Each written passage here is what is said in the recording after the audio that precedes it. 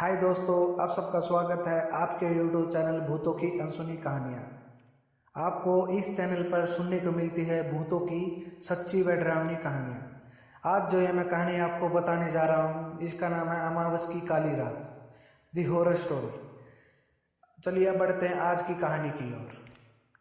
बड़े बुजुर्ग कह गए हैं कि अमावस की काली रात को हो सके तो बाहर नहीं जाना चाहिए। रात को शैतानी काले साए बहुत ज़्यादा ताकतवर हो जाते हैं। वो शैतानी आत्माएं इंसानी दुनिया में आकर परेशान कर सकते हैं। कभी कोई अधूरी इच्छा रही हो तो वो पूरी करने को वो तड़पती आत्माएं इंसानी रूप ढूंढती है। अमावस मतलब उन पिशाच और आत्माओं के लिए कोई त्योहार होता है। वो बहुत ताकतवर हो जाते हैं। अपनी इच्छा पूरी करने के लिए वो शिकार ढूंढते हैं। सिलवाड़ गांव में चेतन नाम का एक लड़का था। उसको अभी अभी शहर के अस्पताल के ऑफिस में क्लर्क की जॉब लगी थी। घर वाले बहुत खुश थे।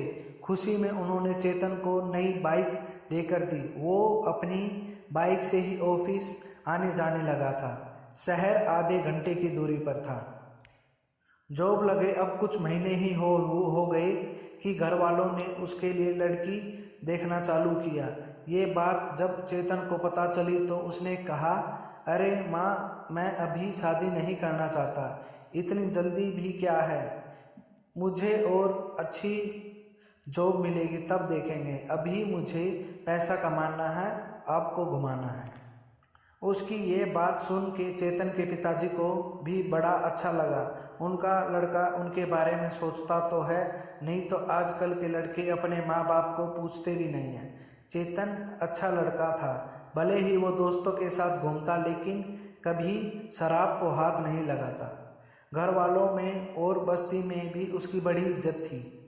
जॉब मिलके 1 साल होने को आया। चेतन को उसने दिवाली के लिए सबके लिए कपड़े और मिठाई खरीदी। आज ऑफिस से जल्दी छुट्टी मिली तो वो मार्केट घूम रहा था अपने दोस्तों के साथ। दोस्तों, आप सभी को ये बात पता होगी कि दिवाली में अमावस की रात होती है। इसीलिए हमारे बुजुर्ग कहते थे कि घर में और आंगन में दिए जलाओ और अंधेरे को भगाओ। चेतन घर के लिए निकला, साथ में सामान था। वो सब गाड़ी पर बांध कर निकल पड़ा। रात के 12 बज चुके थे। त्योहार था तो सब अपने घरों में थे। आज रास्ता सूना था, बाहर घना अंधेरा था। शहर खत्म होते ही चेतन की नज़र बाजू के बिल्डिंग पे गई। नीचे बहुत से लोग दिए जला रहे थे। उसकी नज़र ऊपर की तरफ गई। वहाँ एक सफ़ेद सलवार में बहुत ही सुंदर लड़की दिखाई दी। चेतन उसको देखते ही गाड़ी में ब्रेक्स लग गई।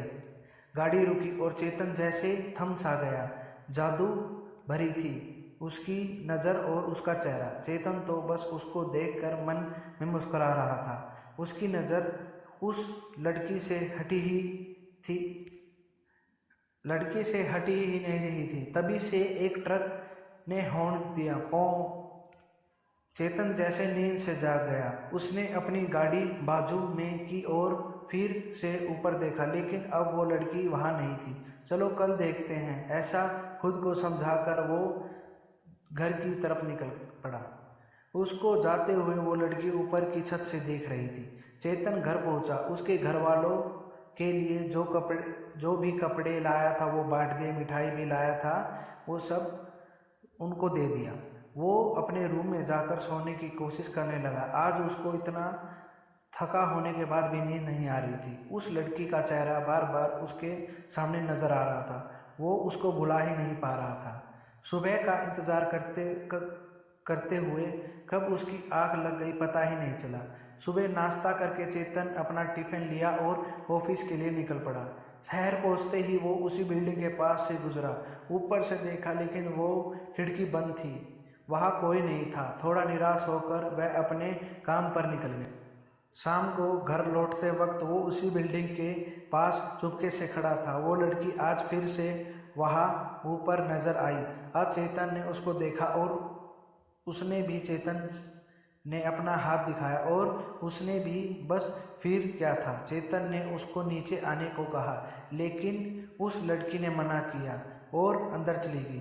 चेतन जरा सा निराश हुआ, लेकिन उसने लड़की को हंसते हुए देखा था।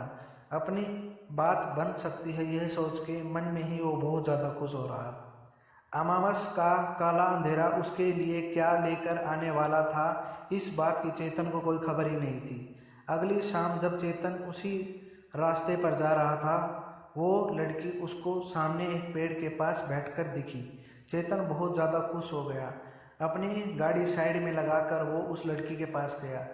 मेरा नाम चेतन है और तुम्हारा? मेरा नाम निशा है, लड़की ने जवाब दिया। लेकिन तुम आज यहाँ कैसे, इतने अंधेरे अकेले में? चेतन ने सवाल किया। मैं अकेली नहीं आती तो मुझसे मुलाकात कैसी होती? निशा के इस जवाब से चेतन तो समझ ही गया कि उसको भी वो पसंद था। अब रोज शाम को देर रात तक वो दोनों उसी पेड़ के नीचे बैठकर बातें करने लगे। घर वालों को थोड़ा टेंशन में थे कि आजकल चेतन बहुत देर से आने लगा था, खाना भी साथ नहीं करता था या खाए बिना ही सो जाता था। एक दिन चेतन उस पेड़ के नीचे बैठा था। उसके घर के लिए पास वाले अंकल वहाँ से गुजरे थे। चेतन को देखते ही कहा, अरे चेतन बेटे, यहाँ अंधेरे में अकेले क्या कर रहे हो? घर नहीं जाना क्या? चलो, घर वाले तुम्हारा इंतज़ार कर रहे होंगे। हाँ अंकल, बस निकल ही रहा था। ऐसा कहकर दोनों साथ में निकल गए। घर जाकर जब चेतन सोने के लिए गया, एकदम से वो अंकल की बात उसको याद आ गई। उन्होंने उसको अकेले क्या कर रहे हो ऐसा क्यों कहा था। दूसरी रात जब वो निशा से मिला तो उसने ये बात उसको पूछी। निशा, कल तुम मेरे साथ ही थी, लेकिन अंकल को कैसे दिखाई नहीं दी? निशा ने कुछ सोचा के जवाब दिया, अरे वो अंकल दिखते ही मैं पेड़ के पीछे छुप गई थी। तभी चेतन ने कहा, निशा हम शादी कर ले, मुझे तुमसे प्यार हो गया, क्या तुम भी? निशा उठकर चली गई। जाते वक्त उसने कहा, हाँ कहा। अब वो लड़की चेतन के घर तक पहुंच गई। देर रात तक जब उनको बातें करने लगा था और चेतन खाना पीना भी जैसे भूल ही गया। वो बहुत कमज़ोर हो रहा था। उनकी माँ ने एक रात देखा कि वो दीवार की तरफ देखकर बातें कर रहा है। बस उसको उसी दिन शक हुआ कि उसके लड़के को कुछ हुआ है। उसने ये बात चेतन के पिता को बताई। दोनों ने एक रात चेतन का पीछा किया। चेतन वही पेड़ के नीचे बैठा था और अकेले और बातें कर रहा था। चेतन के माता पिता बहुत डर गए। उन्होंने जैसे ही घर का रुख किया, वो शैतानी रूह बहुत ही भयंकर और डरावने अवतार में उनके सामने प्रकट हुई। ही, मैं तेरे बेटे को लेने आई हूँ। मेरे रास्ते में कोई नहीं आना, नहीं तो अच्छा नहीं हुआ। आने वाली अमावस को वो मेरा हो जाएगा। घर पहुँचते ही बाजू वाले अंकल ने उनका रोना सुना। वो मदद के लिए उन्होंने भी बताया कि चेतन एक रात वहाँ पेड़ के नीचे अकेला बैठा था। सुबह होते ही जब चेतन अपने ऑफिस गया, तब उसके पिताजी और अंकल उस पेड़ के पास एक तांत्रिक को ले गए। तांत्रिक बोला, यहाँ कोई बहुत ही शैतानी रूह मौजूद है। वो अपना अधूरा काम पूरा करने के लिए आई है। कोई अधूरी इच्छा, आपके लड़के की जान को धोखा है, खतरा है साहब, क्योंकि अब अमावस आने वाले और ऐसे शैतानी अमावस में बहुत ज़्यादा ताकतवर हो जाते। उन्होंने बाजू में उसी घर में जाकर पूछताछ की जहाँ निशा चेतन को पहली बार मिली थी। तो पता चला कि उनके बिल्डिंग के ऊपर घर में एक किराएदार रहती थी। उनकी लड़की यहाँ पेड़ के पास एक्सीडेंट में मारी गई थी। उसकी शादी के ही दिन पहले ही वो मर गई थी। अब तांत्रिक को समझ में आ गया कि वो शैतानी रूह अपनी इच्छा पूरी करने के लिए आई है। दूसरी रात अमावस की रात थी। बाहर बहुत घना अंधेरा था। वो तांत्रिक और चेतन माता पिता उस पेड़ के पास पहुंचकर दूर से चेतन को देखने लगे। काफ़ी वक्त तक चेतन एक ही जगह पर बैठा था। उन्हें दूल्हे का लिबास पहना हुआ था। आज वो बैठा था। उन्होंने दूल्हे का लिबास पहना हुआ था। आज वो दोनों शादी करने वाले थे। वो डायन उसको आज लेकर ही जाने वाली थी अपनी दुनिया में। तांत्रिक ने अपने मंत्र पढ़ना चालू किया, लेकिन देर हो चुकी थी। सामने से जब आकर देखा तो चेतन मर चुका था। उसके गले से खून टपक रहा था। निशा ने अपनी इच्छा पूरी की, चेतन की जान ले ली। नोट: ये दी गई कहानी काल्पनिक है। इसका किसी भी जीवित या निर्जीव वस्तु से कोई संबंध नहीं है। हमारा उद्देश्य किसी भी समुदाय को ठेस पहुंचाना नहीं है। यह केवल मनोरंजन के लिए बनाई गई है। धन्यवाद।